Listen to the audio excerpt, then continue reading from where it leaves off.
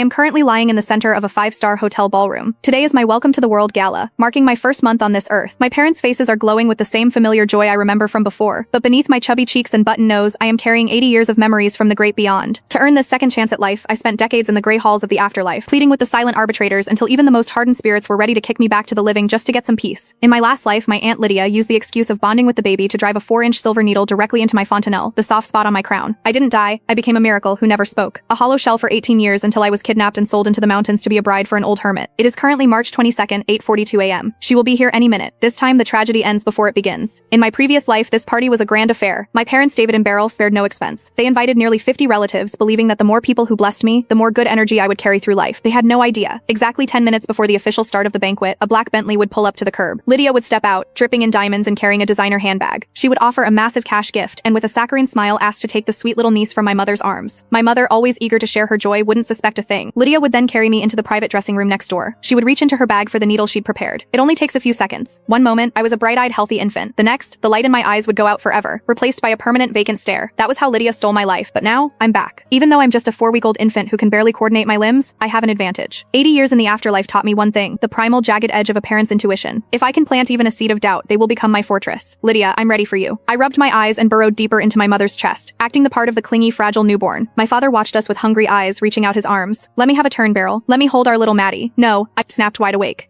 In my last life, my father was the one who let his guard down the most. He loved Lydia. She was his baby sister. Even when the doctors later found the scar on my scalp, he couldn't wrap his head around the idea that his own flesh and blood could be a monster. I couldn't rely on him. Not yet. Wah! I let out a piercing, glass-shattering shriek. It wasn't a hungry cry or a sleepy whimper. It was a visceral, soul-tearing howl of terror. My father flinched, his hands recoiling instantly. Whoa, what happened? Does Maddie hate me today? My mother gave him a sharp look, rocking me protectively. Shh, it's okay, baby. Mommy's got you. Daddy's just too loud, isn't he? No daddy right now. I sniffled, gradually quieting down. My grandfather Bob watched this from his chair and chuckled. Looks like Maddie only has eyes for her mama. Come here, sweetheart. Let Grandpa see those eyes. He reached out. Before his fingers even brushed my lace gown, the siren went off again. A scream so loud my face turned purple. Sorry, Grandpa. In my last life, he had been the one encouraging me to bond with Lydia. He wanted the family to be a tight-knit unit. He was an enabler of the worst kind, the kind who loves too much to see the truth. I cried harder, gasping for air until I nearly choked. Grandpa froze, his face flushing a deep, embarrassed red. Beryl looked overwhelmed. I think she's just overstimulated. She didn't sleep well last night, and with all these people, I think she just needs me. Sorry, Dad, maybe later. David and Bob exchanged a disappointed glance and sighed in unison. They stepped back, giving us space. The minutes ticked by. The guests began to fill the ballroom. I counted down the seconds in my head. 3, 2, 1. Beryl. Oh my God. Let me see the guest of honor. The heavy oak doors of the ballroom swung open. Lydia marched in on 4-inch stilettos, swinging a rare-skin Hermes bag, her jewelry clinking like a death knell. Look at her. She is absolutely precious. She hurried over, pulling a thick envelope from her bag and shoving it into my mother's hand. Then, with practiced ease, she made her move.